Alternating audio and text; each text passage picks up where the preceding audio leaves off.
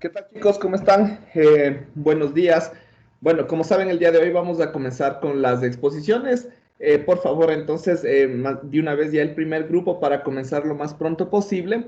El grupo de propagación por onda de superficie, por favor, ya podrían compartir la pantalla e iniciar ya la exposición. ¿Sí? Por favor, comencemos. Buenos días, Inge, ya le comparto la pantalla, por favor. Ya, muchas gracias.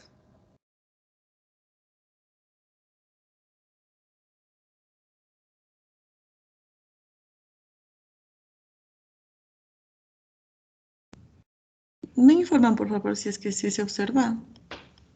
Sí, sí, sí, ya se observa. Ya, gracias.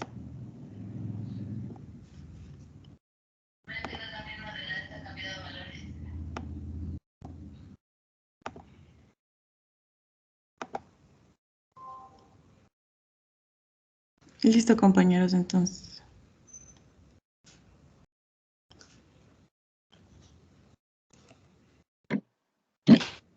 Buenos días, compañeros, ingeniero. A nuestro grupo nos ha tocado exponer sobre la propagación por onda de superficie.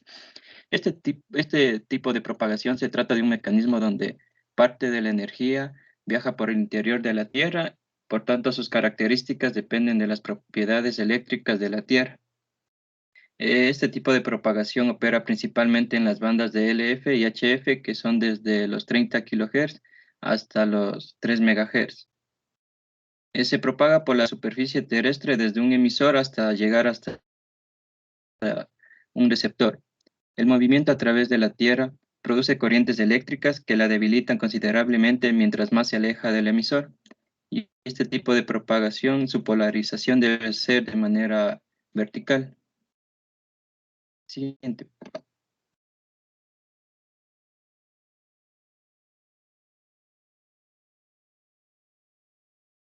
Ya. Algunas características que tiene este tipo de propagación son que las frecuencias desde los 30 hasta los 300 kHz, las pérdidas del suelo son muy pequeñas, por lo que el componente de onda superficie sigue la curvatura de la Tierra. Las frecuencias de 300 kHz a 3 MHz se utilizan para comunicaciones en el mar y para las comunicaciones en distancias medias sobre la Tierra. Y las frecuencias de 3 hasta los 30 MHz, la conductividad del suelo es importante, especialmente por encima de los 10 MHz, donde la constante dieléctrica determina cuánta absorción de la señal ocurre. Pásale. Ya. Siguiendo con las características de esta propagación, es que este modo de propagación dominante para frecuencias menores a 30 MHz tiene un largo alcance y se emplea en telegrafía y radiodifusión. Es relativamente estable ante perturbaciones, tiene un ancho de onda reducido. Las antenas no están eléctricamente elevadas. La Tierra equivale conductor que modifica las características de radiación. Se emplean antenas monopolo para este tipo de transmisión y las potencias radiadas son muy elevadas ya que van desde el orden de los kilowatts hasta los megawatts. Siguiente. Ya, bueno, ahorita hablaremos sobre la radiodifusión AM. Primero vamos a ver especificaciones sobre este tipo de propagación. Los rangos de la frecuencia para los canales destinados a este servicio de radiodifusión sonora en modulada opera en la banda de onda media, que van desde los 535 hasta los 1705 kHz. En una emisora de radiodifusión AM, el ancho de banda es de 10 kHz y la separación entre canales es de 10 kHz. Este tipo de propagación van más en las áreas rurales por su cobertura extensa, debido a que su propagación se realiza por medio de onda de superficie.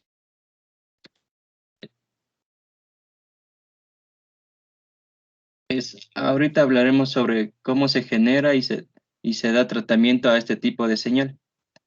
Para la siguiente.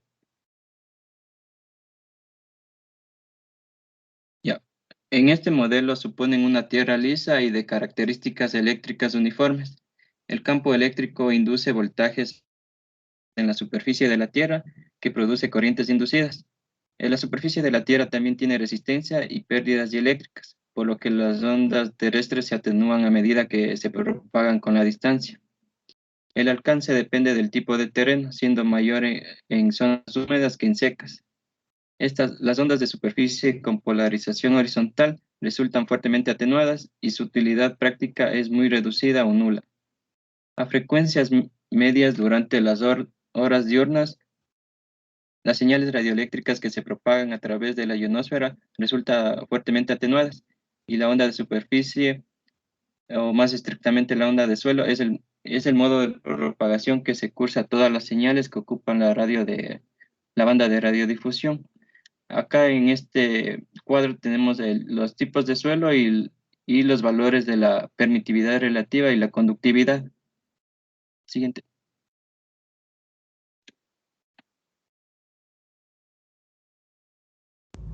Bien, a continuación vamos a hablar un poco acerca de los tipos de clases para este tipo de emisión sonora AM. Como tenemos es la estación de clase A. Esta estación pues cubre prácticamente áreas más o menos extensas de servicio primario y secundario, que contiene una zona geográfica. Que esta clase pues opera en un rango el rango de potencia de este es de 10 kilowatts hasta los 250 kilowatts, como podemos ver ahí. Luego tenemos la estación de clase B. Esta prácticamente cubre áreas más o menos extensas de servicio primario que contiene una zona geográfica con un rango de con un rango de potencias entre los 5 kilowatts hasta los 10 kilowatts. Luego tenemos la estación de clase C, que prácticamente está cubriendo un área de servicio primario de una zona geográfica concesionada, con una potencia de operación que va desde 1 kilowatt hasta los 5 kilowatts. En la siguiente gráfica podemos ver las estaciones concesionadas de radiodifusión AM que nos brinda la Agencia de Regulación y Control de Telecomunicaciones de las Telecomunicaciones aquí en Ecuador. Pues como vemos, por favor la siguiente, exacto. Ahí tenemos, no, en este caso por provincias no tenemos muchas estaciones, se podría decir, concesionadas. Tenemos ahí que es la estación comercial privada, la de servicio público y la de servicio público y comunitario. En relación a la FM, pues estas son muy pocas, la verdad, que existen ya en el país. Siguiente, por favor. Bien, a continuación hablaremos un poco de un sistema radiante. Pues el sistema radiante es la etapa final de la cadena de transmisión. Se encarga de radiar la energía suministrada por el transmisor, la cual lleva la información que debe llegar a todos los oyentes, en este caso de una zona determinada. Por eso, quizás el elemento más crítico, pues es un sistema radiante nos asegura una emisión de calidad que llegará a todas las localizaciones, en este caso, donde se quiere dar cobertura con un nivel de señal adecuado. El sistema radiante lo puede componer una sola antena. Entonces, el diagrama de radiación del sistema será el que se presenta de la propia antena, ¿no? O en este caso también podemos tener varias antenas agrupadas construyendo lo que se conoce como array antena o agrupaciones. Siguiente, por favor. A continuación, hablaremos brevemente de qué elementos lo componen este sistema radiante. Pues del sistema radiante se compone entre los elementos más principales, tenemos los mástiles, las cargas artificiales, unidades de acoplamiento, diplexores, triplexores, tetraplexores, filtros y choques para rayos. Siguiente, compañero. Bien, las antenas utilizadas para AM, en este caso los parámetros críticos para evaluar una antena con el fin de ajustar a los requerimientos de los sistemas de radiodifusión digital, está en este caso por debajo de los 300 MHz en el ancho de banda, que para efectos prácticos está relacionado estrechamente con la relación de onda estacionaria. El ancho de banda de una antena se considera como el rango de frecuencias dentro del cual la antena presenta un diseño satisfactorio. Podemos decir que una o más más características de la antena, como en este caso es la ganancia, patrón de radiación e impedancia, tienen valores muy aceptables en este caso.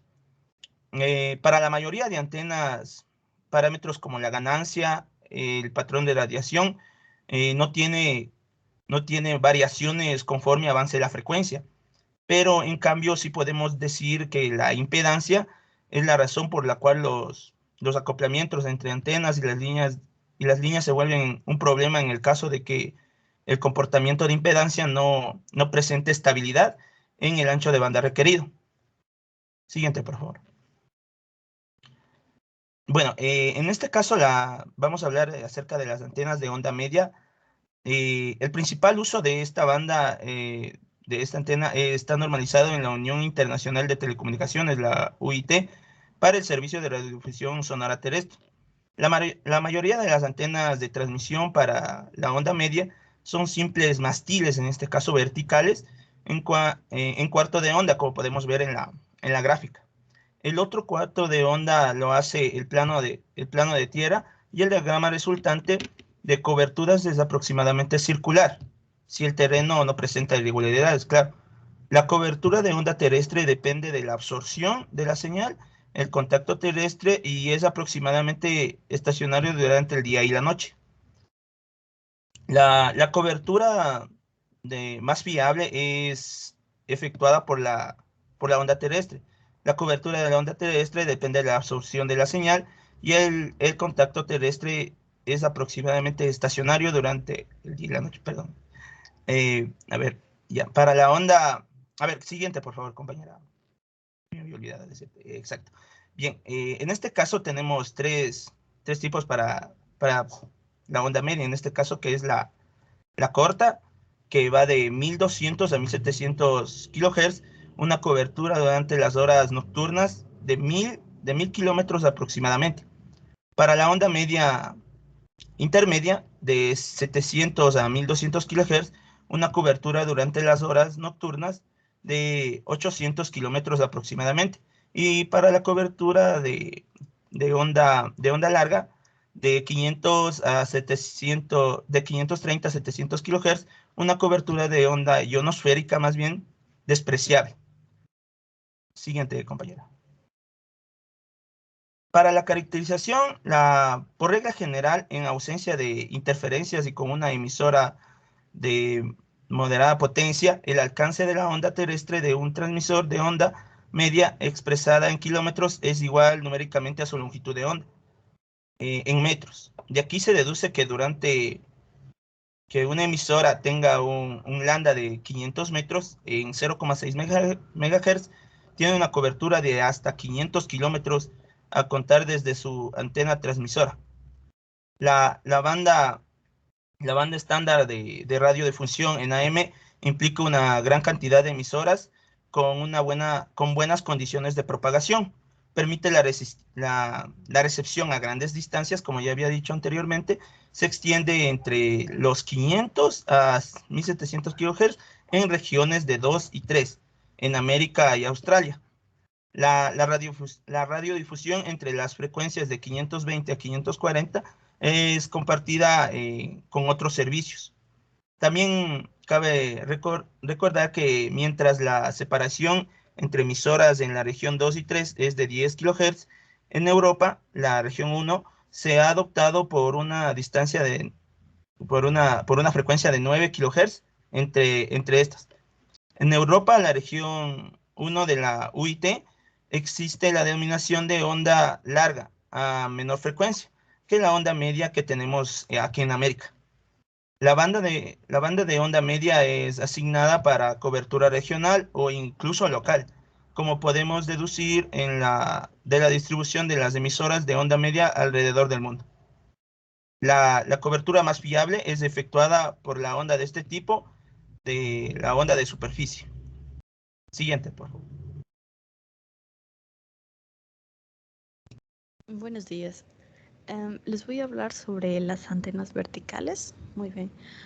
Las antenas verticales son aquellas que consisten de un elemento radiante vertical y que está erigido sobre un sistema de tierra. Bueno, las antenas verticales tienen un punto muy importante como es el plano a tierra. Bueno, eso es como podríamos decir una desventaja de las antenas verticales, que es muy necesario que tengan la puesta a tierra correctamente, si es que es el término correcto. Ya. Bueno, ¿por qué es tan importante? Debido a que existen pérdidas de propagación por el suelo, entonces hay diferentes formas de solucionar eso, tales como poner una puesta a tierra con radiales enterrados, que son los radiales, son como cablecitos de cierto grosor que ayudan a mantener las corrientes así. Bueno, luego los compañeros les hablarán con un poquito más de detalle esta parte de los radiales.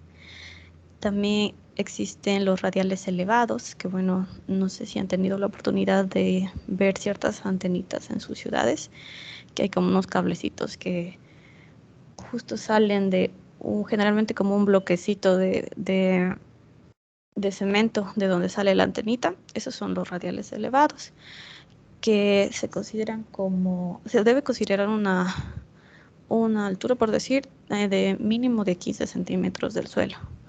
Bueno, como les decía, los compañeros próximamente van a hablarles con más detalle.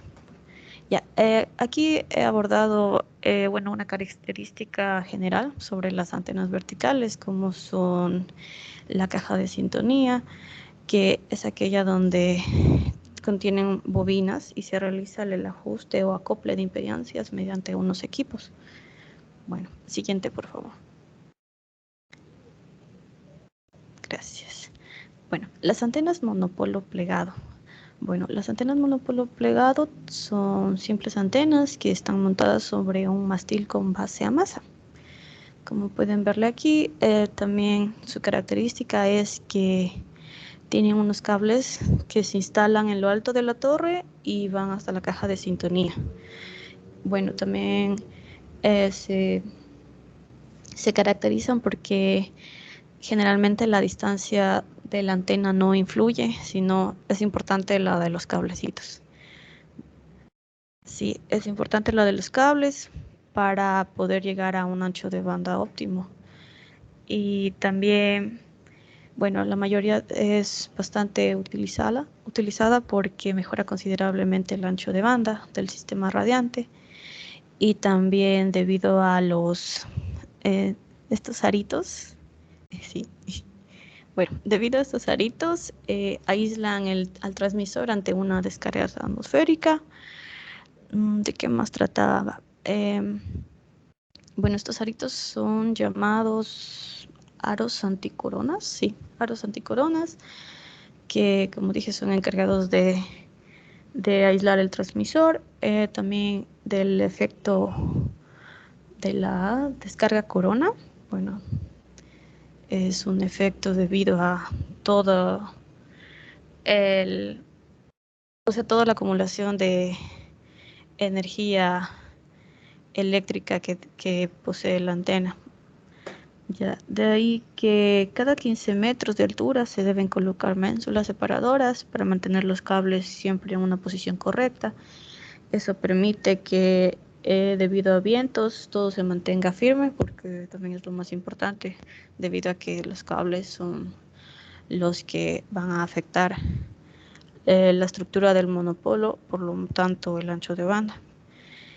También, bueno, en las altas potencias, ya les mencioné de los aros anticoronas.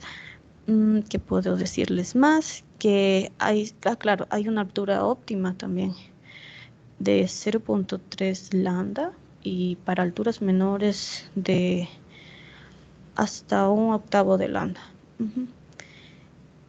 Y bueno, también, como podrían haber notado, tiene un rendimiento mucho mejor en comparación con un monopolo clásico.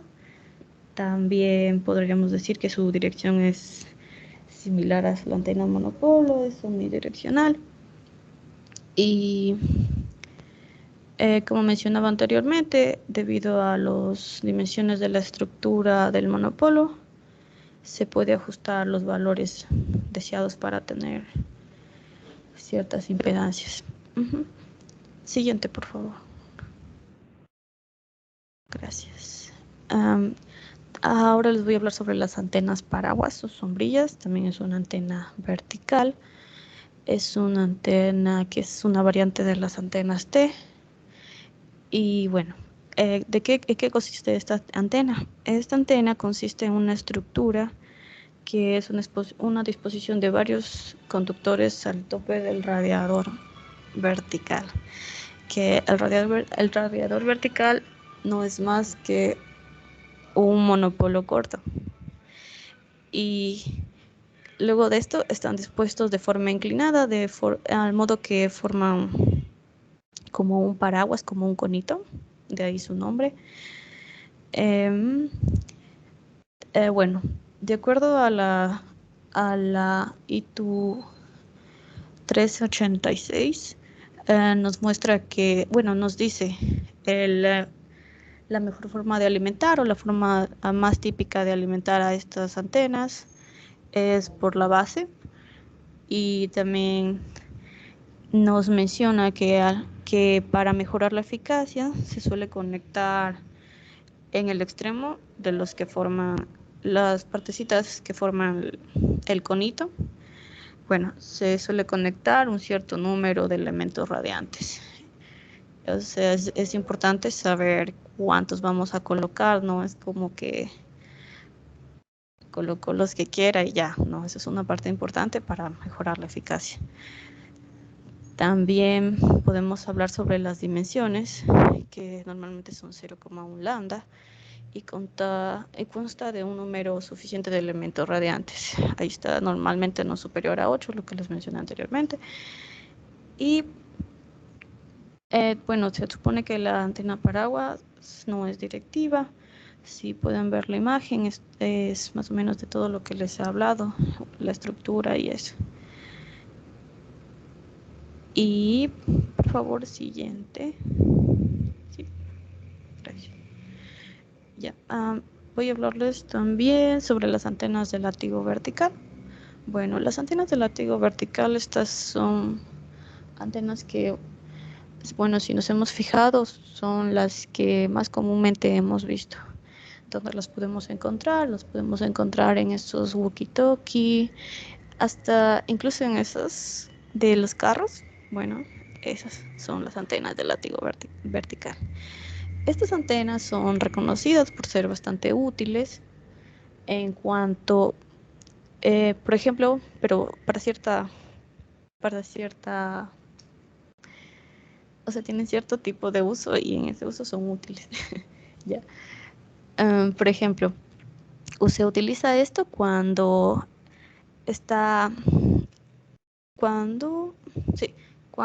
vamos a comunicarnos de manera no direccional en la superficie de la Tierra. ¿Esto qué significa?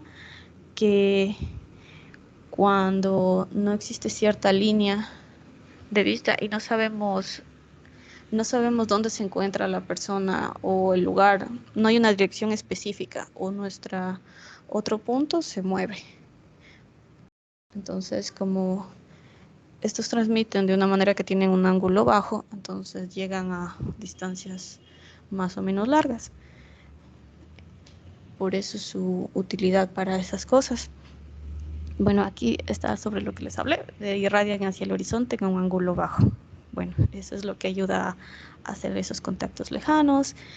Y bueno, también tienen desventajas como que son menos eficientes que un dipolo y requieren una buena conexión a tierra. Esa es una parte importante de estas antenas, debido a que si no hacemos una buena conexión a tierra, ¿esto qué quiere decir? Tiene que estar acoplado y ajustado correctamente. Si no, es muy fácil perder la comunicación o tener demasiado ruido. Yo digo, es algo que pueden probar en el hecho de usar esos aparatitos que les mencioné, o también en radios portátiles, todo eso utiliza esta antena. Y bueno, ¿de qué consta? Consta de un alambre, una varilla recta que es flexible, y el extremo inferior está conectado al receptor de radio, que está a tierra. Y de ahí, ¿qué menciona? Ah, sí, la longitud de la antena está determinada por la longitud de las ondas de radio. También se dice que, bueno, sí, se puede decir que esta antena es una multibanda, porque puede llegar a muchas bandas sin necesidad de un atenuador, así que es algo útil para esas ocasiones. Y así es la parte de aquí que les mencionaba, que es ampliamente utilizada para la comunicación no direccional. Bueno, eso es algo en lo que se ha mencionado. Ya, continuación. Gracias. También otra de las antenas que tenemos son las antenas Hall-Sloper. Estas antenas, como su nombre lo indica, es una media sloper o medio dipolo de media onda. Como podemos ver en la imagen, está colocado de forma inclinada desde un punto alto hacia el suelo, describiendo un ángulo de 45 grados con respecto a la torre, donde la torre está conectada a la tierra. Esta antena también puede llegar a tener una ganancia de entre unos 3 a 6 dB, donde el rendimiento de la antena dependerá de la conductividad del suelo.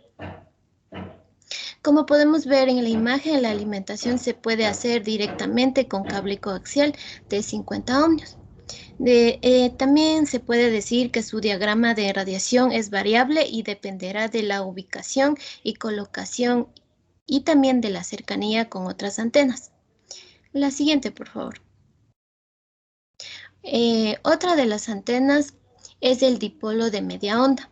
Esta antena está formada por dos conductores de longitud total igual a la mitad de la longitud de onda, donde la impedancia de la antena no corresponde ni a un máximo ni a un mínimo, tampoco es real.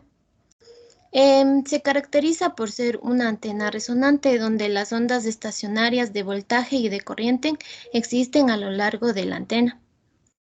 El patrón de radiación aquí dependerá de la localización, ya sea horizontal o vertical de la antena con respecto a la superficie de la Tierra. Cabe destacar que el dipolo simple es una de las antenas más ampliamente utilizadas en frecuencias mayores a 2 MHz. En la figura que vemos ahí podemos observar el patrón de radiación vertical para un dipolo de media onda montada verticalmente, donde se puede observar que los dos lóbulos principales que irradian están en direcciones opuestas. La siguiente, por favor. Ya, también tenemos la antena L invertida. Esta antena es muy sencilla de construir y está formada, como podemos ver en el gráfico, por un radiante vertical que va conectado al vivo coaxial, el cual está cortado a 1/4 de la longitud de onda de la banda a utilizar, y también está formado por un grupo de radiales de la misma longitud de la radiante vertical y que van conectados a una malla coaxial. Esta antena se caracteriza porque en cuanto mayor sea la parte vertical, el máximo del diagrama de radiación estará más hacia el horizonte. Y también la resistencia de radiación va a depender de la altura y las pérdidas de la relación entre la resistencia de radiación y las resistencias de pérdidas. Además, en cuanto más alto sea la antena, mayor será la resistencia de radiación y menor serán las pérdidas. Se caracteriza por dar muy buenos resultados en bandas bajas, sobre todo a 160 metros y 80 metros. Cabe destacar que la toma de tierra puede ser sustituida por un sistema de radiales conectados a una malla coaxial. La siguiente, por favor. Y por último tenemos la antena helicoidal. Esta antena es un tipo de antena que utiliza un cable conductor enrollado en forma de hélice, como podemos ver en la imagen, que está montada sobre un plano de tierra. Este se destaca por ser un tipo de antena direccional donde el campo electromagnético generalmente gira alrededor del eje de la hélice, ya sea en sentido horario o en sentido antihorario. Además, se puede aumentar la ganancia aumentando el número de espiras. La característica de esta antena es que puede funcionar en uno de dos modos principales. Uno de los modos es el modo de costado o modo normal, donde el patrón de radiación es directivo, y el modo axial o modo de final de fuego. Este modo es el más adecuado para situaciones en las que no se puede obtener fácilmente una orientación fija del transmisor y receptor. Cabe destacar que estas antenas se usaron por primera vez para la radiodifusión de banda ciudadana en Estados Unidos y Australia a fines de las décadas de 1960 y se usan ampliamente en la actualidad como antenas receptoras de AM y FM típicas. La siguiente, por favor. Características de las torres AM. Son estructuras artificiales diseñadas para soportar antenas para labores de radiodifusión y de telecomunicaciones. La mayoría de estas estructuras son ligeras. En cuanto al tipo y dimensiones de cada antena, debemos considerar el sistema de comunicación a instalar, el terreno disponible y la cantidad de antenas a instalar. Este tipo de antenas se utilizan en radio, telefonía y televisión.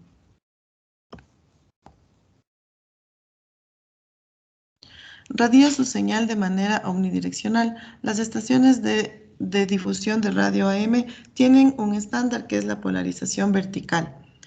Varias restricciones son impuestas sobre la selección del sitio de transmisión debido a requerimientos aeronáuticos, zonales, ambientales y de cobertura. La estructura metálica de la torre es energizada por el transmisor. Esto puede generar un choque eléctrico a una persona que la toque. Es por esto que este tipo de torres necesita también un sistema de protección.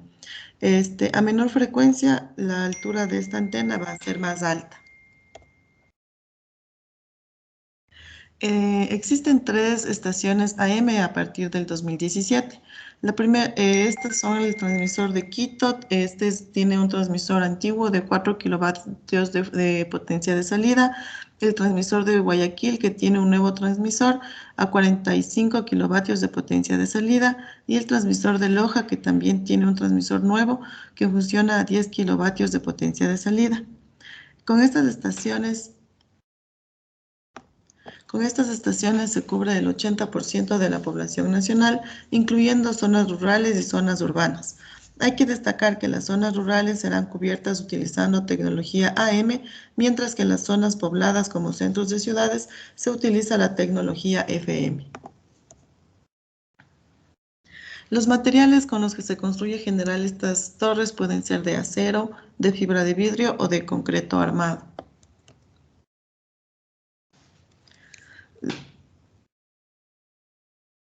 Los tipos de torres AM. Tenemos la torre autosoportada, que estas son estructuras que requieren atención especial bajo las acciones dinámicas generadas por cargas de viento y sismos.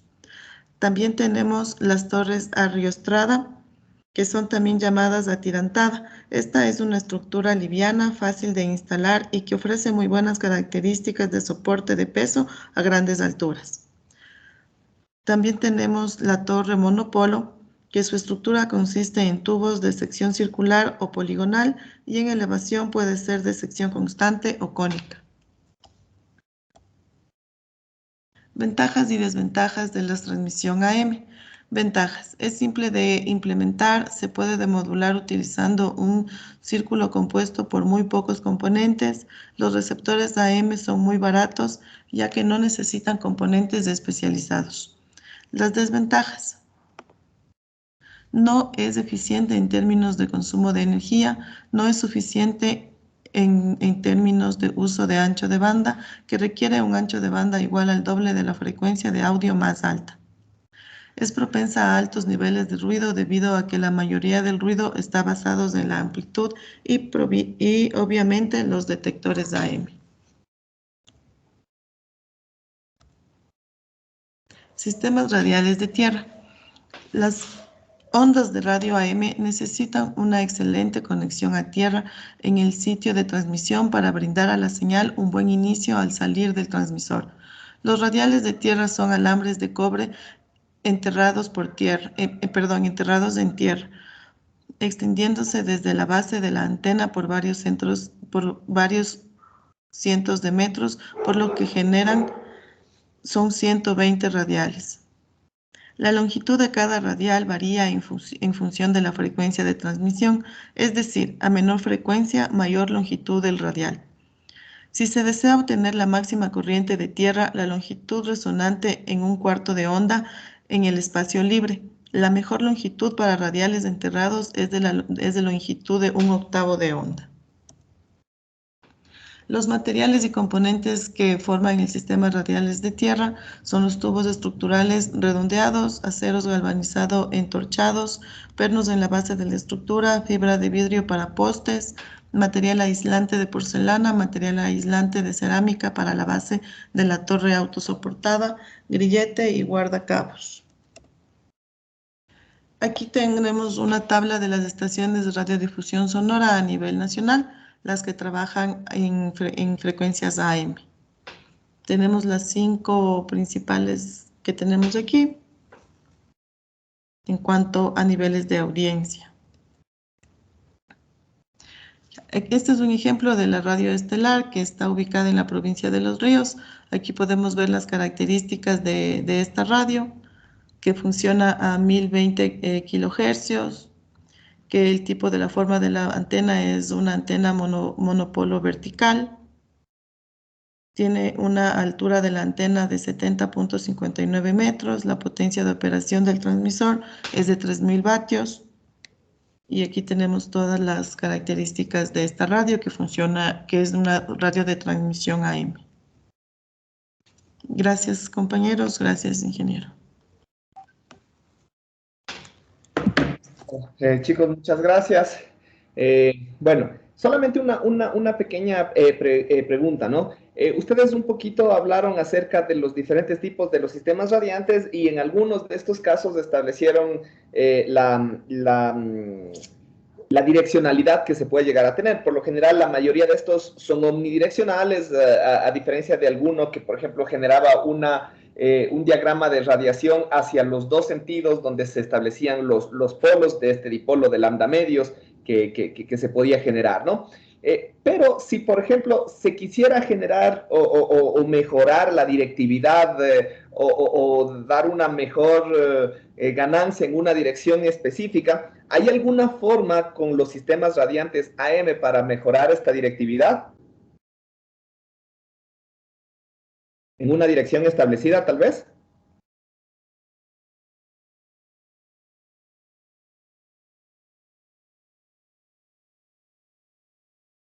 Porque un poquito hablaron de eso anteriormente, ¿no? Pero justamente para tratar de reforzar en esta situación.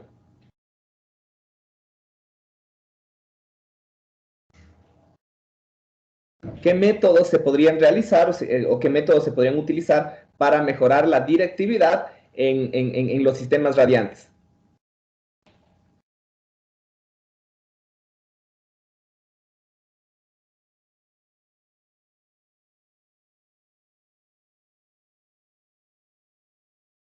¿No? ¿Nadie? Era sobre el uso de los radiales. Buenos días. Ya, los radiales es un buen método, ¿no? Porque en realidad los radiales, que como justamente explicaban, son líneas de cobre que van enterradas una cierta distancia del suelo, dependiendo justamente de la ubicación de la torre, ¿no? Porque la torre puede ser superficial o la torre puede estar enterrada a una cierta distancia. Y de ahí, en función de eso, se van ubicando los radiales, que en función de cada uno de los radiales, ahí en esa dirección van a establecerse justamente la la propagación de la señal. Y al final del radial tiene que estar enterrado, justamente esa es la puesta a tierra que tiene que ser adecuada, que tiene que ser lo más perfecta posible. Entonces se tiene que enterrar una varilla de Cooper, que es básicamente un tubito de cobre reforzado que va enterrado en el suelo, ¿no? Y eso garantiza una propagación adecuada en esa dirección. Entonces, si se quiere una propagación mejor omnidireccional, obviamente nosotros necesitaríamos,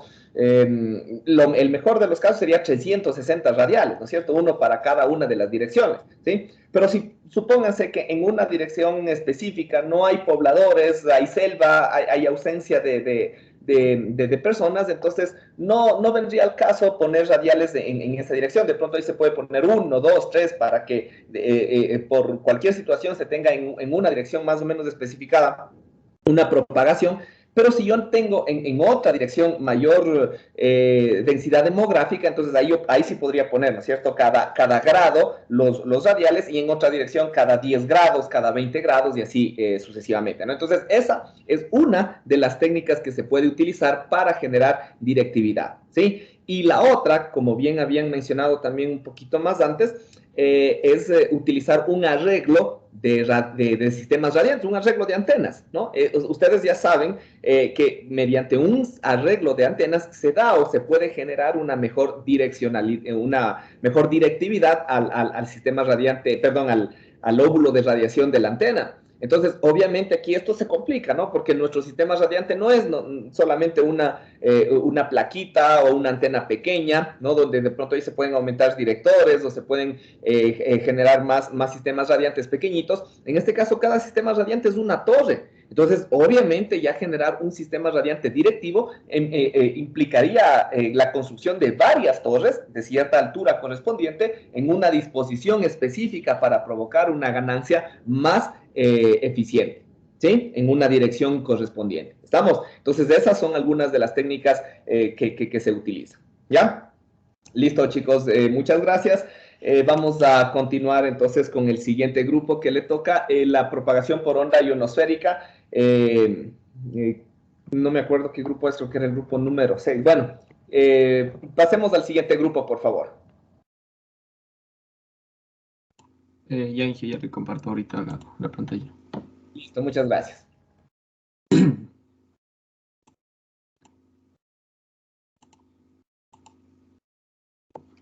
Me avisa si es que se puede observar, Inge, por favor. Sí, ya se está viendo. Ya. En lo que respecta a propagación por onda ionosférica, la radiodifusión por onda corta se genera mediante la comunicación por onda ionosférica. Una onda corta, o comúnmente conocida como shortwave, se refiere a la banda del espectro electromagnético y está englobada entre los 3 a los 30 MHz. Esta alcanza una longitud de onda entre los 10 y 100 metros y se transmiten o se usan en las emisoras de radio internacional y las estaciones de radioaficionados alrededor de todo el mundo. En estas frecuencias, las ondas electromagnéticas que se propagan en línea recta y estas rebotan en lo que es a distintas alturas de la ionosfera. Lo que es la ionosfera es la región de las capas más altas de la atmósfera y estas están ubicadas entre los 60 y los 400 kilómetros de altura, que debido a su ionización, estas reflejan las señales radioeléctricas hasta en unos 30 MHz. Estas bandas se distinguen entre lo que es bandas altas o bandas diurnas y se establecen entre los 14 megas y los 30 MHz, cuya propagación siempre va a ser óptima en el día o en el verano. Y también nosotros podemos encontrar lo que son las bandas bajas o nocturnas, que se establecen entre los 3 y los 10 MHz, cuya propagación va a ser óptima en la noche o también en el invierno. También existen otro tipo de bandas que son conocidas como las bandas intermedias, y estas presentan características comunes a ambas. En lo que son las zonas altas, la densidad de átomos y las moléculas es un poco baja. La energía de radiación exterior es muy grande, pero hay pocos átomos disponibles para lo que es la ionización. Al descender un poco, las radiaciones ionizan los gases y su energía se absorbe gradualmente Y en lo que es las ondas más bajas, los electrones e iones se desaparecen. Ya. La ionización, o comúnmente conocido como presencia de electrones libres, es la principal causa de la propagación. Se produce fundamentalmente por las radiaciones solares en las bandas ultravioletas de los rayos X. También se puede producir por los rayos cósmicos y por los meteoritos. Esto hace que la densidad de electrones varíe según la hora del día, la estación del año y los ciclos de manchas solares. Estos ciclos de manchas solares tienen una periodicidad alrededor de 11 años. Para una densidad de electrones dada la permitividad equivalente hace que la constante de propagación se presente o se forme lo que es una frecuencia de corte. La frecuencia de corte está dada por la ecuación que nosotros podemos observar aquí, que es la raíz o el radicando de 80.8 por n, que n vendría a ser el índice de reflexión. Esto por debajo de lo cual la onda se hace desvanecente y puede reflejar la energía. Además, la ionosfera se comporta como un medio dispersivo en esta parte, pues las velocidades de fase y las velocidades de grupo son funciones, están en funciones de la frecuencia y de la altura. Esto implica que solo se puede utilizar este mecanismo en lo que son propagación de transmisión de señales en banda estrecha y tiene su utilidad en lo que es AM y SSB, que es la banda lateral única. También nosotros podemos observar que se presentan grandes saltos y estos saltos tienen una longitud aproximadamente de 3.200 kilómetros con la zona de silencio, denotada zona de silencio o zona de sombra, donde que no se tienen las ondas y no llega la cobertura. Además, se puede decir que estas ondas ionizantes pueden usarse o pueden tener varios saltos. En un canal se puede tener hasta 20 saltos hasta llegar a su receptor. Por estos saltos se presentan grandes pérdidas en el rebote y, como ya les expliqué anteriormente, son muy dependientes de lo que son las condiciones ambientales y el tiempo. También se dará una breve introducción a lo que son las estructuras de la ionosfera, la cual presenta tres capas principalmente. La capa D, que se ubica entre 60 y 90 kilómetros sobre la superficie terrestre, la capa E entre 90 y 110 kilómetros, o también conocida como la capa Kennedy-Heaviside o la capa Heaviside, esto debido a su creador, en donde se hicieron varios estudios experimentales a inicios de la década de los 90. De igual manera tenemos la capa F, la cual tiene dos subdivisiones. Esto va a depender mucho del día o la noche, en cual la capa F1 se encuentra entre 1.800 y 300 kilómetros y la capa F2 entre 300 y 600 kilómetros. Siguiente. Ya, como tenemos la primera capa, que es la capa más inferior de la ionosfera, que es la capa D, como ya habíamos mencionado, se encuentra entre 60 y 90 kilómetros sobre la superficie terrestre. En esta capa se presentan lo que son la ionización tanto del hidrógeno como el óxido nítrico.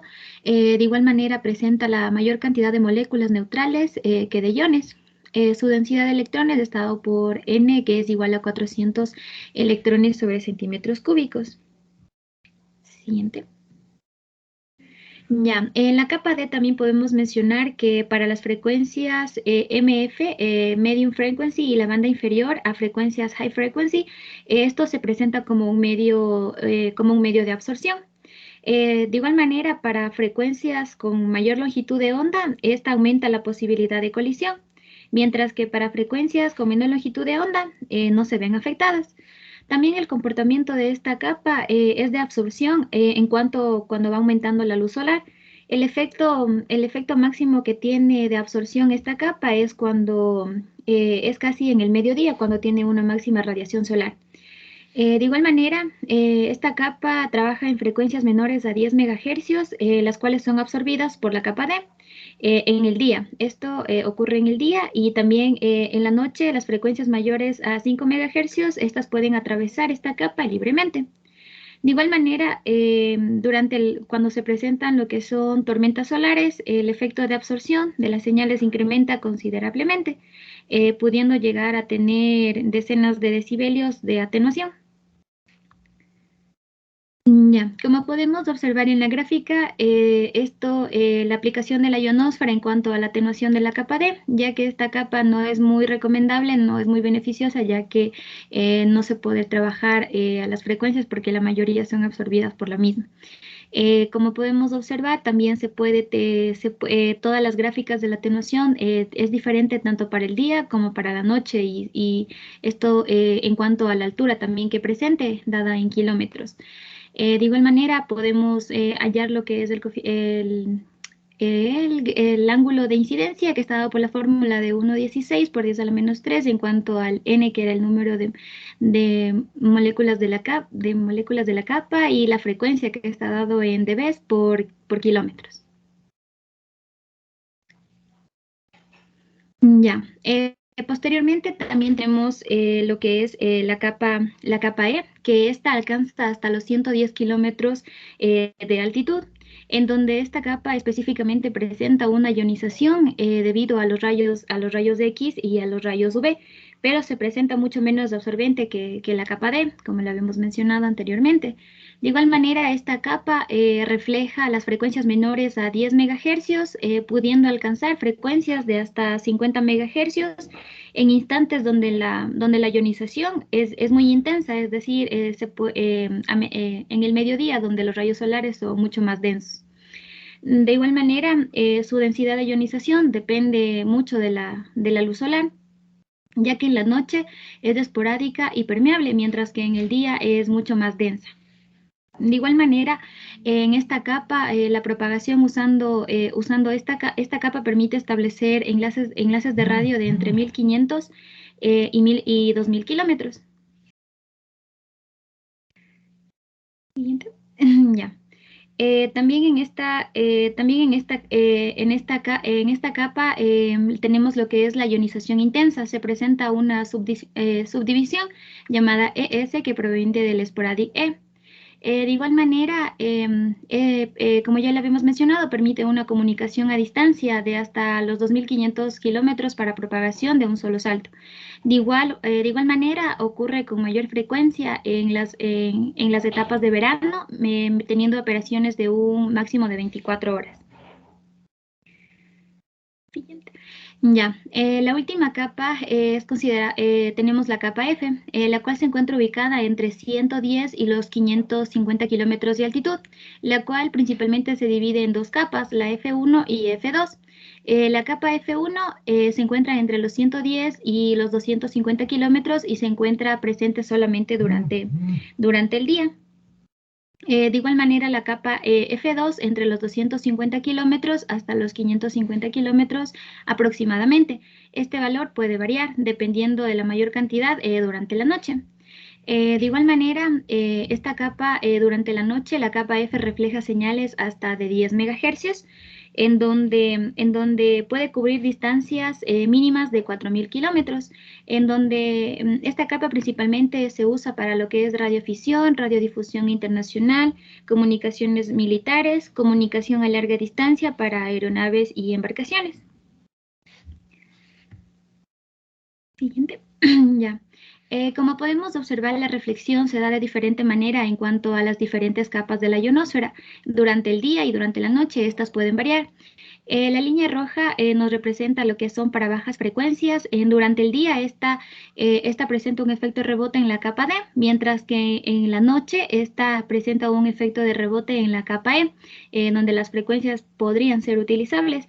En la frecuencia media, que es la línea tomate, en la capa D, estas frecuencias son absorbidas por la capa D, mientras que en la noche, estas frecuencias rebotan lo que son en la capa E. Para altas frecuencias en el día, como podemos observar, esta tenía un efecto de rebote en la capa F1, en donde estas frecuencias son utilizables, y de igualmente en la noche, al contrario, es en la primera capa F1. Y para frecuencias muy altas. Tanto para el día como para la noche, estas frecuencias se van hacia el exterior. De igual manera, a la gráfica de la derecha podemos observar tanto la capa E como la F en cuanto a cuántos kilómetros se encuentra de altitud dependiendo de la frecuencia.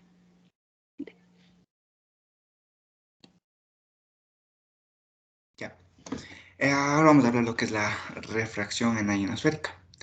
Vamos a hablar primero de lo que son las frecuencias críticas. Empezamos diciendo que, como se observa en la figura, en la ionosfera el índice de refracción disminuye con la altura, puesto que la densidad de electrones aumenta. Entonces podemos aquí observar en...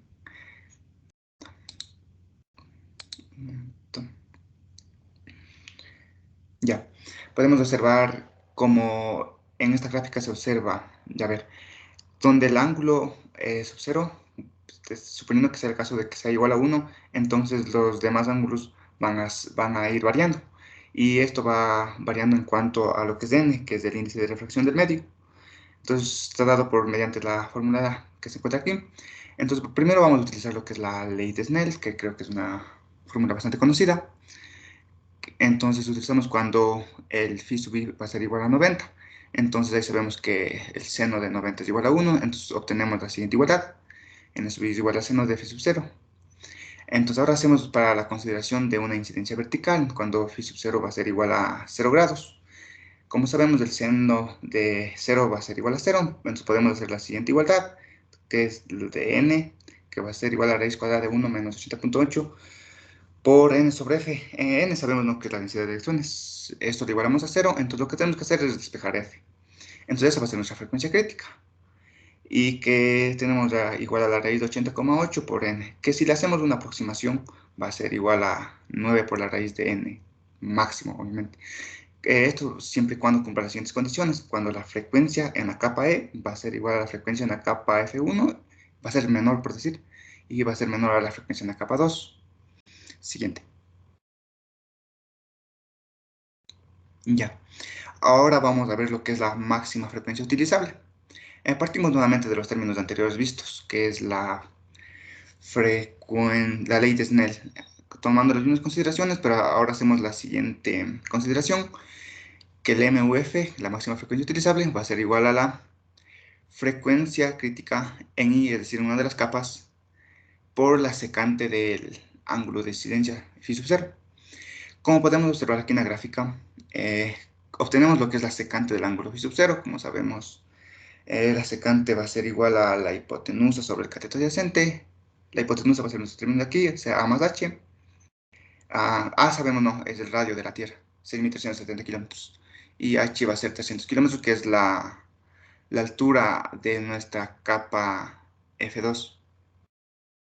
Sobre el cateto adyacente, que en este caso vendría a ser B, que calculamos, esto podemos calcularle, a ver, creo que me equivoqué en un signo, mediante la pendiente de Pitágoras. Entonces, si hacemos esto, obtenemos la siguiente ecuación, donde si reemplazamos los datos obtenemos, creo que es 3.7, pero que la aproximamos, hace una aproximación el autor a 4. Entonces aquí toma una consideración muy importante, que dice que como el máximo ángulo de incidencia en la ionosfera se obtiene para una elevación de delta cuando es igual a 0 grados en la Tierra. Entonces la frecuencia más elevada que retorna a la Tierra corresponde a la capa F2. Entonces en este caso el autor le toma como 30 MHz como una frecuencia, por decir, máxima utilizable. Pero como podemos observar cuando dijeron entre los compañeros, algunos autores toman incluso hasta 50 MHz. Pero según lo que estuve leyendo en los autores diferentes, es recomendable a una máxima frecuencia de 30 MHz para hacer la utilización de la capa ionosférica. Siguiente. Y ahora vemos lo que es un modelo de propagación mediante la onda ionosférica. Esto es para tierra plana. Esto es un pequeño modelo de propagación que se lo hace mediante el gráfico que está acá para las siguientes consideraciones. Cuando el ángulo de incidencia va a ser casi igual a 70 grados. Para la altura en la capa F2, que es de 300 kilómetros, y una distancia que debe ser menor o igual a 3000 kilómetros. Entonces ya, para esto tenemos una ecuación que se denomina la ley de la secante, donde nos dice que nuestra altura virtual de una emisión a una frecuencia F y un ángulo de incidencia phi sub 0 es la misma que le corresponde a la frecuencia vertical. Entonces aquí tenemos la siguiente fórmula que nos da mediante la ley de la secante. Y hacemos casi un proceso parecido al anterior, ¿no? Tenemos aquí nuestro ángulo phi sub 0 que va a ser, más o menos suponemos que aquí tenemos este triángulo, tenemos, digamos, una distancia de sub 2, y entonces aquí si hacemos la secante de phi sub 0, obtenemos aquí, he hecho la demostración de esta fórmula, que es muy parecido a la anterior que habíamos obtenido. Entonces obtenemos lo que es la máxima frecuencia utilizable que está dando en esta fórmula. Entonces si queremos, digamos, encontrar la distancia a una cierta frecuencia, tenemos que despejar D, y así sucesivamente, que a continuación, sí, me olvidó mencionar que también tenemos lo que es el factor de la máxima frecuencia utilizable, que prácticamente es la máxima frecuencia utilizable sobre la frecuencia en la capa. Entonces podemos variar en la capa E, F1 o F2, debemos de acuerdo a nuestras necesidades y condiciones del clima, o si es día, si es noche. Entonces pasamos a la siguiente diapositiva. Siguiente. Tenemos lo que es ya una tabla de lo que es el factor de la máxima frecuencia utilizable, donde tenemos aquí para como hemos dicho, podemos trabajar hasta 3000, pero incluso hasta un poco más. Y aquí podemos observar, ¿no?, que tenemos un factor de hasta 5 y a una distancia de hasta, creo que unos 3700 kilómetros. Tomemos en cuenta que aquí no se le toma en cuenta la capa D. ¿Por qué? Porque, como hemos dicho la compañera, es muy variante esta capa, que principalmente donde mayor reflexión tiene es únicamente al mediodía, en condiciones, por decirlo, muy estables. Entonces casi no se lo toma mucho en cuenta. Siguiente. Y finalmente tenemos lo que son interferencias en la onda ionosférica. Las señales de LF y MF, que son alta frecuencia y media frecuencia, se propagan tanto por la onda de tierra como por la onda ionosférica. En el día la onda ionosférica se atenúa mucho por la presencia de la capa D, entonces únicamente podemos hacer ese cálculo que habíamos visto. La compañera ha presentado un cálculo de las atenuaciones, que puede estar incluso, dice, hasta los órdenes de los 50 dB de atenuación. Y por la noche la capa D desaparece, entonces por lo tanto, aquí tenemos nuestro comportamiento que puede ser en el día y nuestro comportamiento que puede ser en la noche. Entonces las señales reflejadas en la capa E, puede ser a unos 100 kilómetros de altura, retornan a la Tierra con suficiente potencia para producir interferencias. Entonces a este efecto de que produce interferencias se lo conoce como el fenómeno de fading. Y al obtener alcances mucho mayores a la onda de tiempo, entonces va a hacer interferencias con otros sistemas de comunicación. Entonces este puede ser el responsable a veces de las interferencias en otras estaciones de radio, por decirlo. Ya. Bueno, yo les voy a explicar sobre la construcción de un sistema de transmisión. Para esto vamos a comenzar por la generación de una señal mediante un oscilador.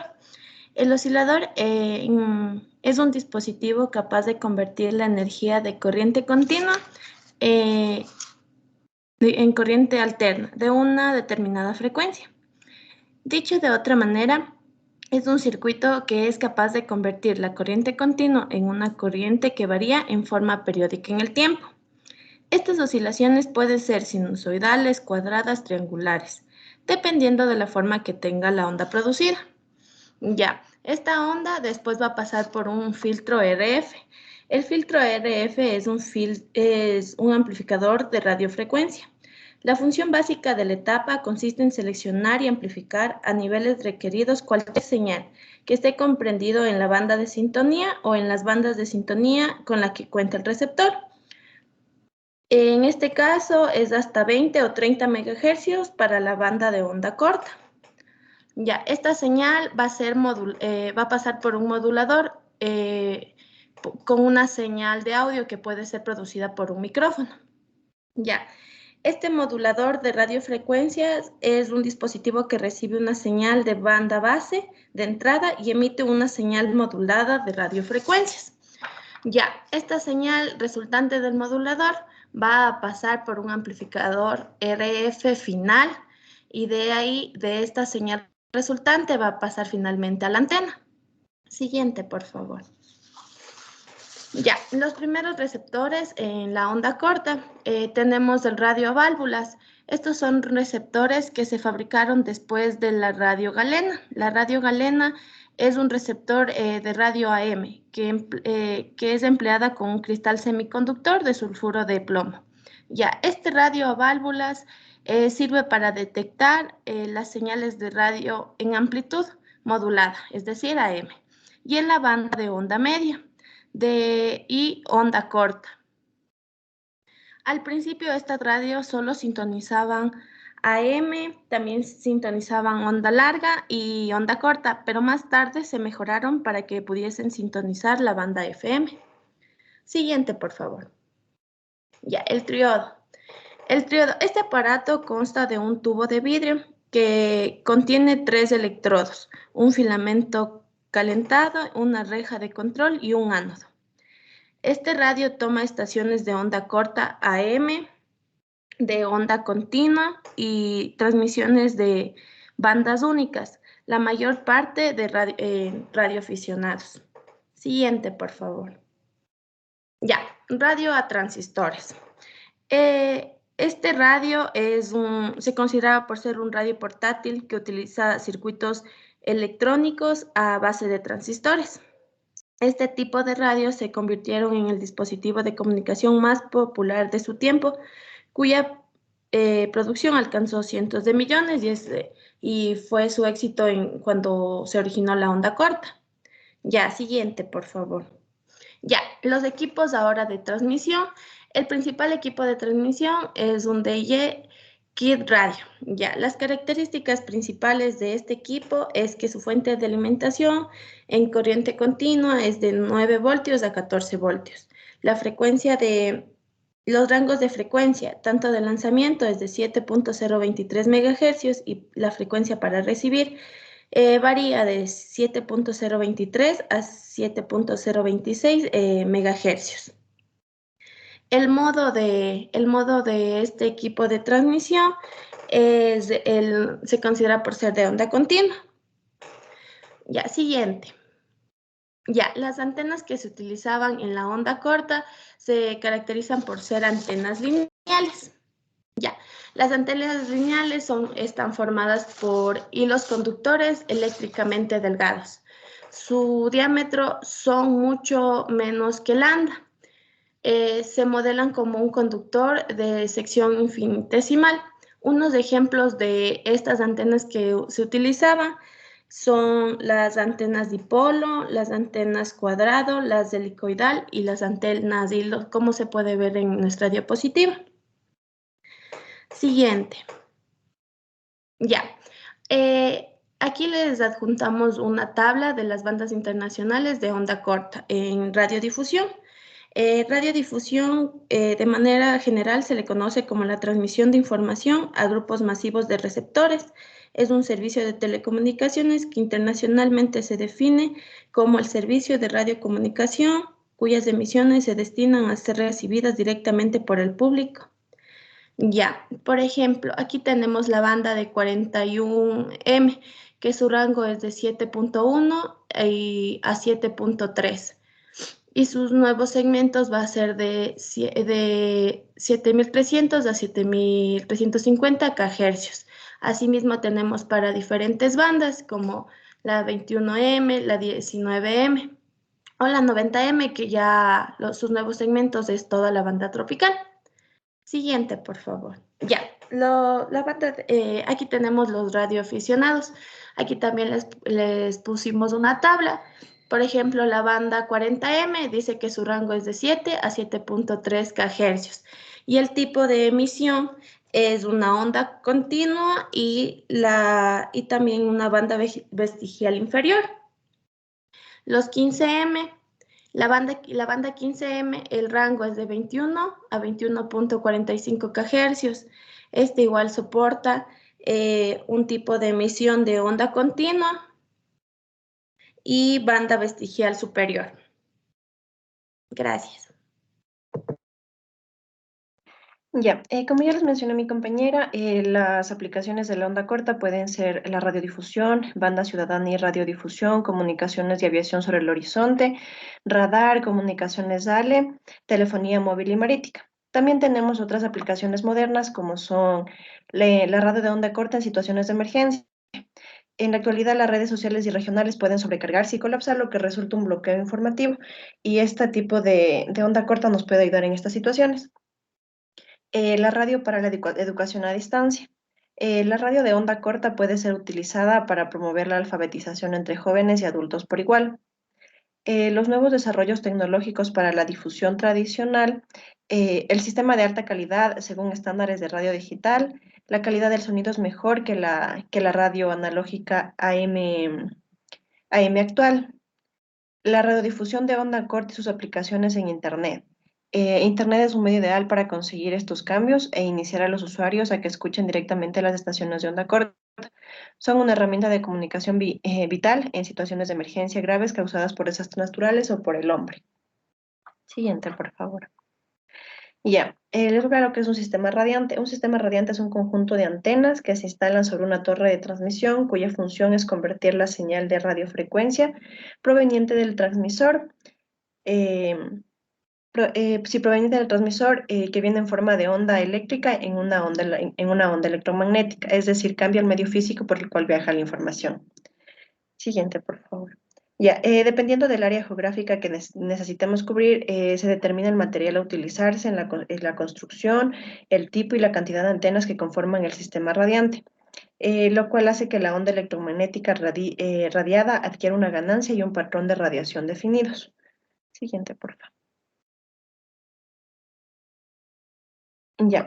Se puede decir que la antena transmisora, en este caso se utilizan antenas verticales. Hay diferentes tipos de antenas verticales, desde la más básica, donde se adquiere un cable, donde el cable que llega a la caja del acople se conecta con la torre y esta forma un conjunto radiador, hasta modelos como el monopolo plegado. La torre está separada de la base de hormigón por un aislador. Antes de que llegue el cable a la torre, tiene que pasar por una caja de sintonía. Esta caja de sintonía lo que hace es que se acoplen las impedancias. Siguiente, por favor. Ya, para la transmisión de la onda, las reflexiones ionosféricas realmente son reflexiones que se producen en HF de frecuencias de 3 a 30 MHz. En HF se usan antenas elevadas con polarización horizontal y vertical. El alcance de un solo salto varía en HF de día de noche 50 a 4.000 kilómetros. Siguiente. Ya, los parámetros de las antenas hacia la ionosfera. Tenemos que tener en cuenta la altura de la antena, la potencia radiada, el tipo de polarización y el alcance de la antena. En este caso tenemos que ver que si se usa un arreglo para el transmisor, debe tener una ganancia en la banda de HF.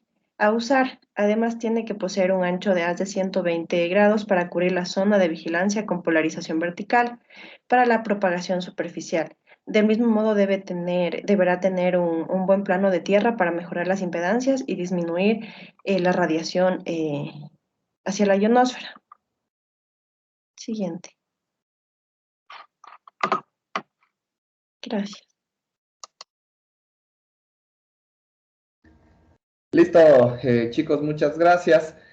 Bueno, como ya habíamos un poquito comentado, ¿no? Ahí analizamos algunas de las características principales de la propagación por onda ionosférica. Hemos determinado justo que es un método alternativo, sobre todo en caso de colapsamiento o en caso de colapso, más bien dicho, de los sistemas de telecomunicaciones comunes o actuales. Entonces nos brinda justamente esa posibilidad.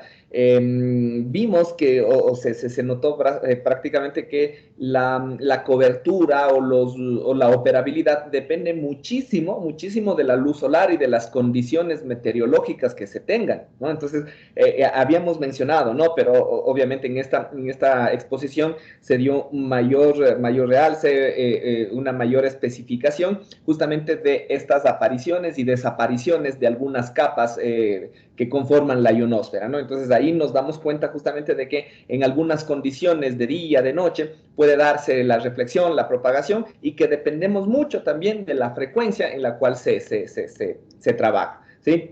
Entonces, los sistemas radiantes, como bien mencionaron, son muy similares o muy parecidos a los de la propagación por onda de superficie, porque básicamente más o menos comparten la misma banda, prácticamente, ¿no?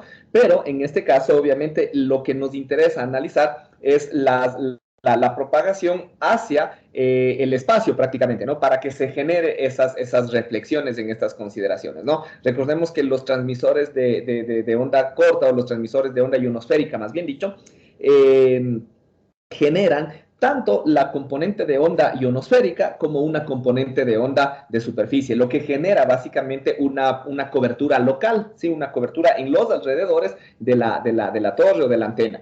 Y a causa de la onda ionosférica se pueden alcanzar grandes distancias por reflexión, ¿no? Entonces justo es lo que mencionaban correctamente sus compañeros, ¿sí? Sí, nos falta un poquito hablar acerca de los diferentes tipos de sistemas radiantes que se pueden generar, tanto para transmitir como para recibir las ondas ionosféricas, pero bueno, sí, dimos una explicación bastante detallada de cómo se generan, de la composición de la ionosfera y sobre todo de los fundamentos teóricos que provocan estas reflexiones, ¿sí? Que se dan, como ya habíamos analizado incluso en las últimas clases, a causa del índice de refractividad que podríamos llegar a tener a estas alturas y en estas condiciones, ¿sí? Listo, chicos, muchísimas gracias. Hasta que el otro grupo se alisten, también, por favor, si quisiera que me puedan enviar las diapositivas, el grupo anterior, este grupo, y de una vez también si me pueden enviar también al chat personal las diapositivas del grupo que viene, ¿sí? Recuerden que estas diapositivas ya las voy a cargar también en el aula virtual. La próxima semana también hemos de tener ya una evaluación de estas exposiciones, así que sí valdría que tengan este respaldo también cada uno de ustedes. Entonces, por favor, envíenme esas diapositivas. Y hasta mientras, como si tenemos un poquito de tiempo, les voy a aprovechar para registrarles la asistencia que casi se me pasa, ¿sí? Silvio Askin. Buenos días, Inge, presente. Buenos días. Víctor Auquilla. Presente, Inge, buenos días. Buenos días. Ronnie Basantes. Presente, Inge, buenos días. Buenos días. Stephanie Bonilla. Presente, Inge, buenos días. Buenos días. Evelyn Bustos. Presente, Inge, buenos días. Buenos días. Dorian Caiza. Presente, Inge, buenos días. Buenos días. Paola Cunalata. Presente, Inge, buenos días. Buenos días. Medelin Kuzme. Presente, buenos días. Jocelyn Freire. Buenos días, presente. Enrique Wambo. Presente, Inge, buen día. Días. Viviana Wanga. Presente, Inge, buenos días. Terry Guaitara. Buenos días, Inge, presente. Buenos días. Yesenia Baquingo. Presente, Inge, buenos días. Israel Jara. Presente, Inge, buenos días. Carlos Martínez. Presente, Inge, buenos días. Buenos días. Byron Mayorga. Presente, Inge, buenos días. Buenos días. Carla Moreno. Presente, Inge, buenos días. Jason Núñez. Presente, Inge, buenos días. Buenos días. Marcelo Ojeda. Presente, buenos días, Inge. Buenos días. Pablo Orozco. Presente, Inge, buenos días. Buenos días. Estefany Parra. Presente, Inge, buenos días. Buenos días. Cristian Pillapa. Presente, buenos días, Inge. Buenos días. Ruspo Maquisa. Presente, Inge, buenos días. Luis Quillay. Presente, Inge, buenos días. Buenos días. Cintia Quintuña. Presente, Inge, buenos días. Danilo Robalino. Presente, Inge, buenos días. Buenos días. Enrique Romero. Presente, Inge, buenos días. Jorge Taipe. Presente, buenos días. Buenos días. Luisito Apanta. Buenos días, Inge, presente. Buenos días. Diego Torres. Buen día, ingeniero, presente. Buenos días. María Villacrés. Presente, Inge, buenos días. Buenos días. Carla Villamar. Presente, buenos días. Buenos días. Listo. Ok, chicos, por favor, el siguiente grupo que le toca a las ondas espaciales, principalmente propagación de radiodifusión de televisión, comiencen, por favor.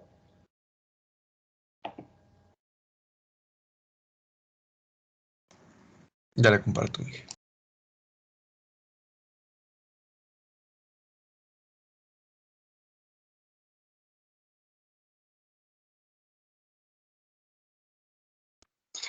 Buenos días, Inge. Buenos días, compañeros. Nuestro grupo está integrado por Terry Guaitara, Enrique Guambo, Diego Torres, Medili Cusme y mi persona, Carla Villamar. En primer lugar, vamos a empezar explicando qué es un sistema radiante. Si nos preguntamos qué es un sistema radiante, es un conjunto de antenas que se instalan sobre una torre de transmisión, cuya función es convertir la señal de radiofrecuencia proveniente del transmisor, que viene en una forma de onda eléctrica, en una onda electromagnética. Es decir, cambia el medio físico por el cual viaja la información de video y audio. Dependiendo del área geográfica a cubrirse, se determina el material a utilizarse en la construcción, el tipo y cantidad de antena que conforman el sistema radiante, lo cual hace que la onda electromagnética radiada adquiera una ganancia y un patrón de radiación de energía definida.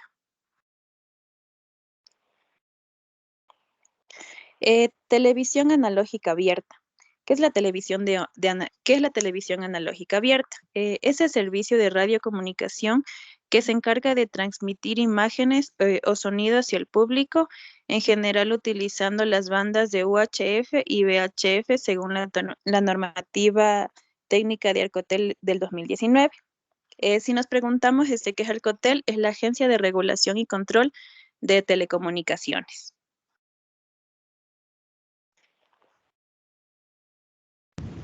Buenos días, ingeniero. Buenos días, compañeros. Modulación en amplitud se produce cuando se modifica el nivel de la señal portadora a partir de los cambios de la señal que transmite el mensaje. Como resultado de esta modulación surgen dos bandas laterales de anchura igual a la banda original del mensaje, un poco por encima y otra por debajo de la frecuencia portadora. La suma de esas tres componentes, que son portadora y dos bandos laterales, conforman la señal modulada. Sin embargo, para ahorrar energía y mejorar el rendimiento del sistema de transmisión, se puede eliminar alguna de esas componentes, creando las siguientes variantes de modulación en amplitud. Siguiente, por favor. Modulación en banda lateral vestigial. Se utiliza para modular la información de imagen en los sistemas analógicos de televisión. Partiendo de un modulador de amplitud, se incorpora a la salida de este un filtro que recortará parcialmente una de las dos bandas laterales, en este caso la inferior, consiguiendo así una reducción notable del ancho de banda necesario para transmitir el canal de televisión. Se mantiene la banda lateral superior íntegra, conteniendo la información, además de la portadora y una pequeña porción de la banda lateral inferior. Para facilitar la demodulación, en el vestigio o residuo que se mantiene de la banda inferior, se recorta a partir de los 0.75 MHz, presentando un nivel de 50% de la amplitud en una frecuencia de 1 MHz. El espacio total reservado a esta porción de banda lateral es de 1.25 MHz. Modulación en doble banda lateral.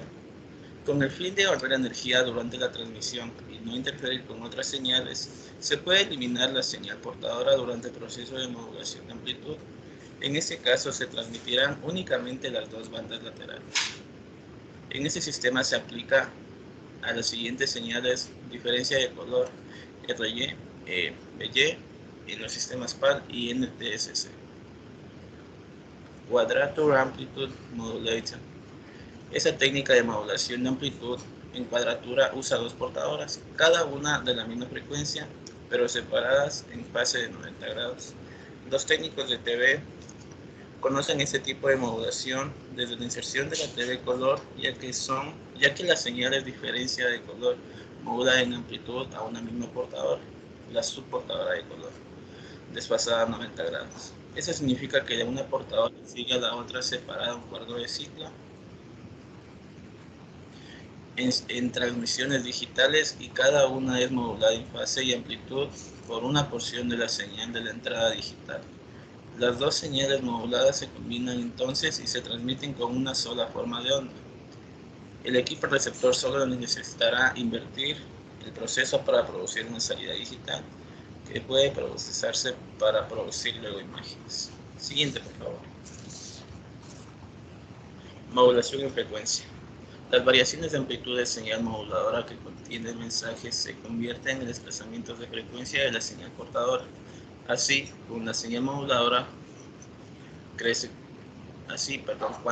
moduladora crece desde cero, la portadora aumentará su frecuencia respecto a de la de reposo. Los desplazamientos de frecuencia de la señal portadora se limitan en función de la calidad requerida en la transmisión, definiendo así el ancho de banda del canal. La modulación en frecuencia se utiliza para transmitir el sonido convencional en los sistemas de televisión analógicos, así como para la portadora de audio añadida en el sistema estéreo Dual ZWE y TON. También se modulan en frecuencia las componentes cromáticas en el sistema CCAM, así como las señales de televisión por satélite analógicas y la mayoría de los sistemas de enlaces vía radio.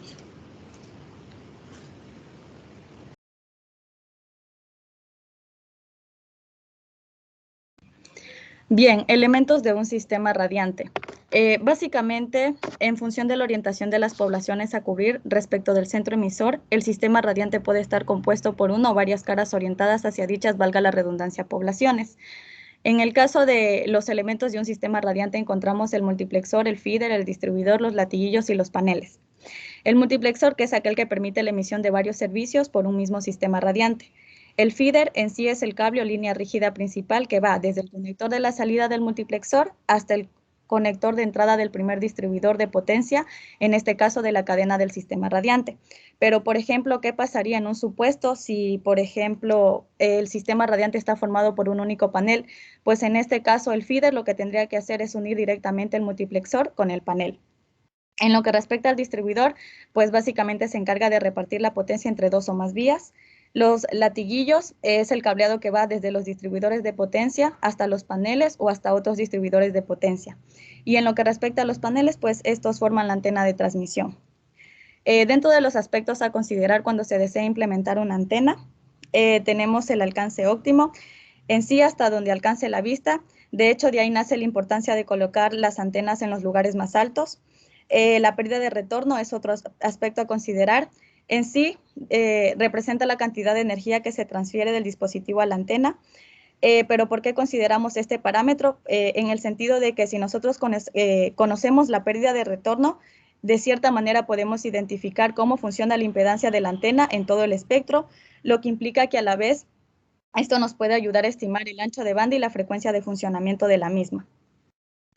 En lo que respecta al VSWR, o lo que es lo mismo, la relación de onda estacionaria de voltaje, esta se lo utiliza para medir cuánta energía se transfiere del dispositivo a la antena. Cabe de notar que cuanto menor sea su valor, es mucho mejor. La banda ancha, en este caso en sí es un rango de frecuencias, pero ¿por qué consideramos este aspecto? Porque es importante seleccionar la antena correcta, claro está, con el ancho de banda correspondiente, y en este caso se podría trabajar con banda estrecha o banda ancha. En el caso de la banda estrecha trabaja un rango de frecuencias cortos, mientras que el de banda ancha trabaja a un rango de frecuencias amplio, lo que implica que no son intercambiables. En lo que respecta a la eficiencia, pues en este caso, cuando una antena de radio convierte la potencia de radiofrecuencia recibida en potencia radiada, en otras palabras, significa cuánta energía se irradia desde la antena al aire, es decir, qué tan buena es la antena para irradiar energía. Cabe de notar que si vale 100% significa que toda la energía está irradiada, el 50% significa la mitad de energía radiada, inclusive lo mínimo recomendado es del 25%, pero en algunos casos puede bajar al 10%. En lo que respecta a la ganancia máxima, en este caso es la medición de la capacidad de una antena para dirigir o concentrar energía de radiofrecuencia a una dirección o patrón en particular, es decir, mide la energía irradiada en una dirección única. En lo que respecta al patrón de radiación, pues obviamente este aspecto es importante, ya que es aquel que es la fuerza de la onda de radio transmitida por la antena que viaja en diferentes direcciones y ángulos. Claro está que el patrón de radiación va a depender del tipo de antena, en este caso que estemos trabajando. Yo que sé, pueden ser omnidireccionales, direccionales, hemisféricas, entre otras. Y en lo que respecta a la polarización, también otro aspecto importante a considerar, ya que es la orientación del campo eléctrico de una onda electromagnética, y en este caso las más comunes son la lineal y la circular. Pero ¿por qué consideramos este aspecto para la implementación de una antena? Porque la medición y los cambios que sufre la polarización de cierta forma me permiten determinar la forma en que la onda se va a transmitir a través del entorno, desde la antena transmisora hasta la antena receptora, y cabe denotar que cuando trabajamos con polarización lineal, el campo eléctrico va a permanecer en el mismo plano, mientras que cuando trabajamos con polarización circular, en este caso el campo eléctrico va a girar con movimiento circular, completando un giro completo por cada ciclo. Siguiente, por favor.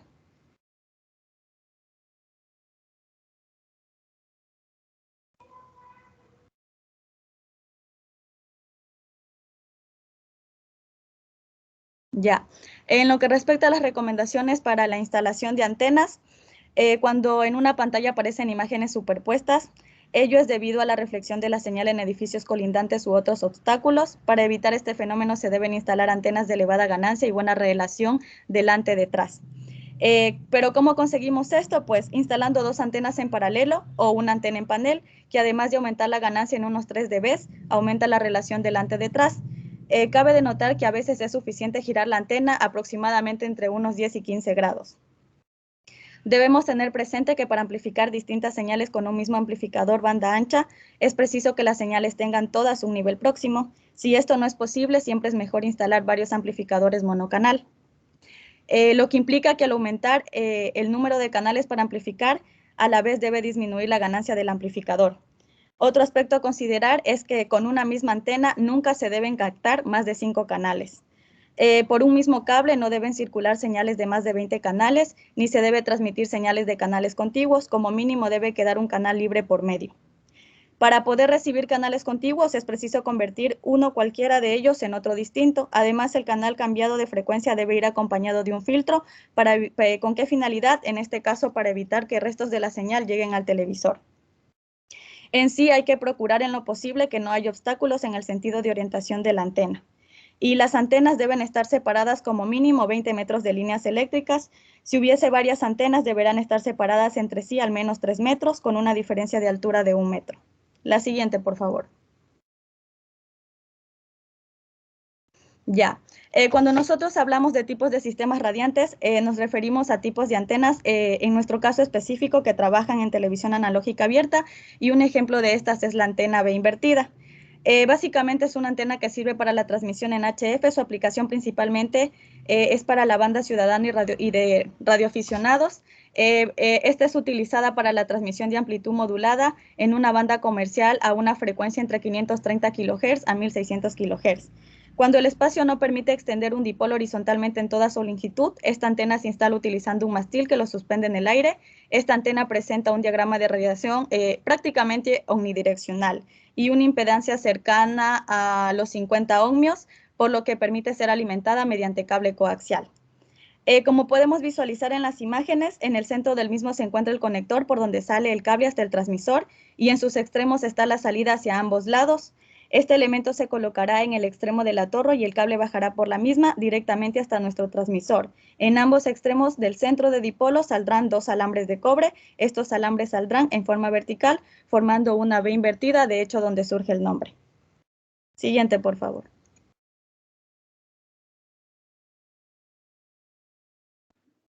Buenos días, compañeros. Bueno, tenemos la antena en L invertida. Esta antena funciona como una antena vertical. Esta antena nos da muy buenos resultados en bandas bajas. La L invertida se puede entender como una antena vertical cargada capacitivamente en la punta con la rama horizontal. Cuando mayor sea la parte vertical, menor será la carga horizontal y por tanto las pérdidas. La resistencia de radiación va a depender de la altura y las pérdidas de la relación entre la resistencia de radiación y las resistencias de pérdidas, principalmente la de la Tierra.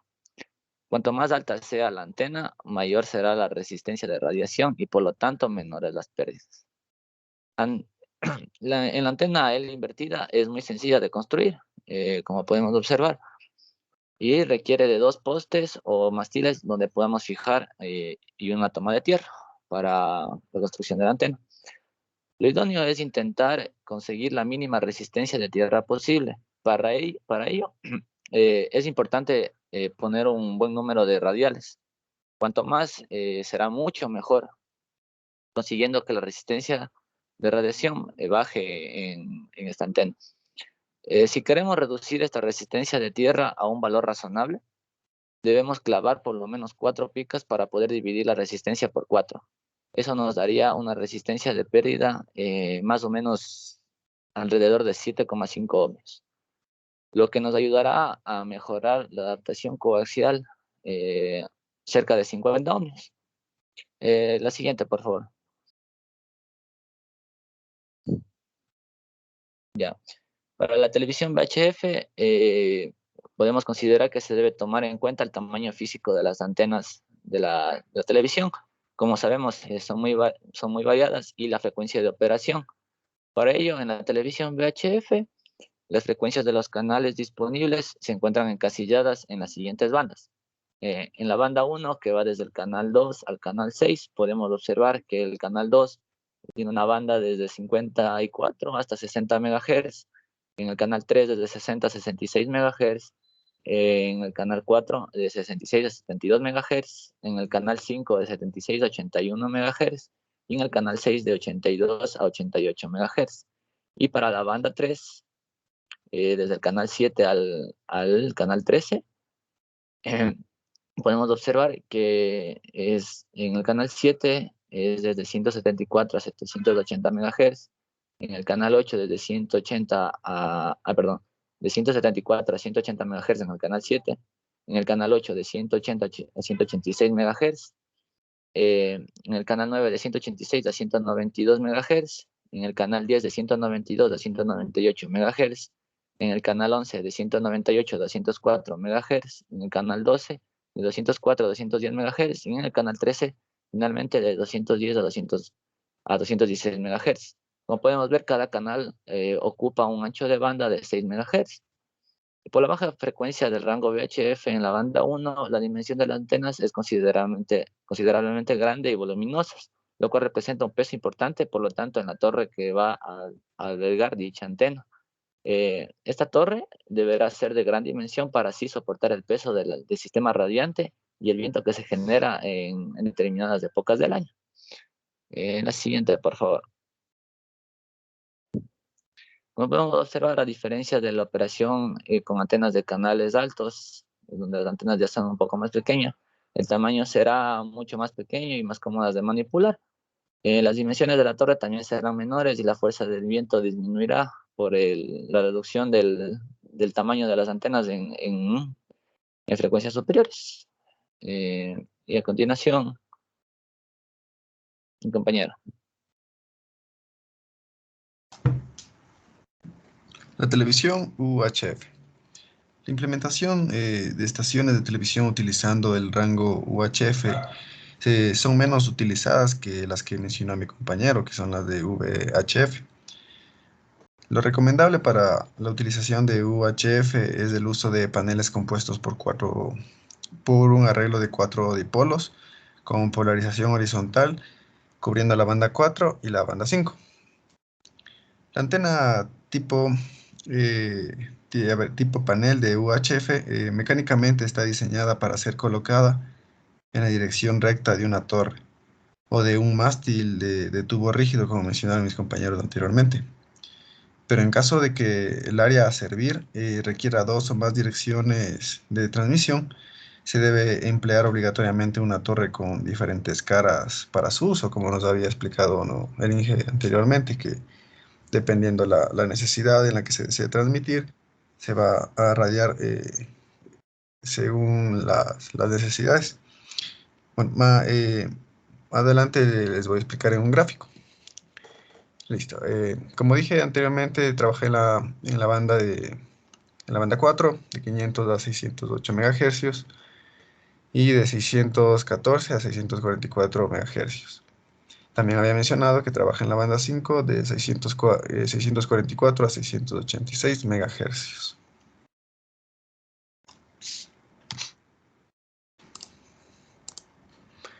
Ya. Como había mencionado anteriormente, este es el gráfico que nos puede hacer entender de un poquito de mejor manera. Tenemos lo que es la torre triangular. Se configura un arreglo omnidireccional utilizando paneles de estándar, donde abarca un ángulo de cobertura superior a 90 grados en puntos de menos 6 dB. Y hay un conjunto, perdón, ya que un conjunto con los lados restantes complementan la radiación de 360. Como podemos observar aquí en las gráficas, como habíamos mencionado, si la necesidad sea irradiar esta parte de acá, se ocupa las dos caras. Pero en caso de que tengamos una necesidad de irradiar por todo, como mencionó anteriormente, a 360 grados, ocuparía todas las caras que tiene este arreglo triangular. Ya. De esa manera ahí podemos entender de mejor manera. Ya. Dicha configuración omnidireccional no es tan conveniente, especialmente con los paneles estándar, ya que el ancho del lóbulo principal es de 90 grados para puntos de menos 6 dB, siendo de preferencia emplear una torre cuadrada con dimensiones ideales, que vamos a mencionar a continuación. Es lo que es la torre cuadrada que había mencionado anteriormente, que es un poco más recomendable por su patrón de radiación, ya que la torre cuadrada lo ideal es utilizar este tipo de radiación, ya que tiene un lóbulo horizontal principal de 90 grados para puntos de menos 6 dB, como mencioné, o teniendo un contorno más homogéneo, lo cual se considera mucho mejor para trabajar con antenas sistema de televisión. Como podemos mencionar, como mencioné, podemos observar que según las necesidades también se ocupan las caras. Por ejemplo, aquí ocupa las dos caras que tiene este patrón. Y aquí ocupando las 4 caras de la antena, en este caso cuadrada o rectangular, podemos observar que tiene un mejor patrón de radiación y puede abarcar de mejor manera. Muchas gracias. Listo, chicos, muchas gracias. Bueno, aquí sí nos quedaron bastantes vacíos, digamos, de esta exposición, porque en realidad les había mencionado que tenían que abarcar la forma en la cual se genera la señal de televisión. O sea, una señal de televisión está conformada por la combinación esencialmente de dos tipos de información, una señal de audio y una señal de video. Y cada una de estas se combina, por ejemplo, en este caso, utilizando multiplexación por división en frecuencia, o FDM, ¿no? En este caso. Cada una de estas está restringida a un rango, a un ancho de banda correspondiente, ¿no? Entonces, eso era justamente lo que esperaba y lo que tenían ustedes que mencionar, ¿no? Por ejemplo, en qué rango de frecuencia o en qué valor se encuentra la portadora de audio, en qué rango de frecuencia se encuentra la portadora de video, y en qué rango también se incluye, porque si solamente se incluye solo el audio y el video, esto me representa básicamente una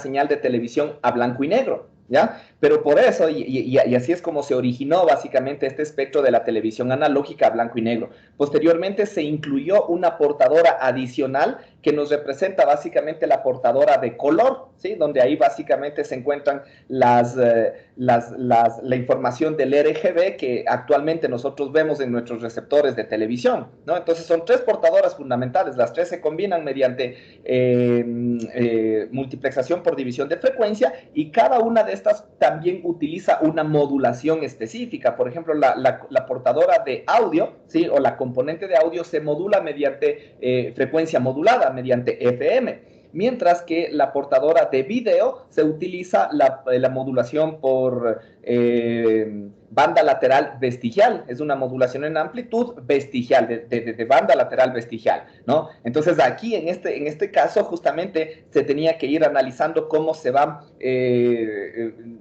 dividiendo cada una de estas bandas y cuál es el ancho de banda total que ocupan estos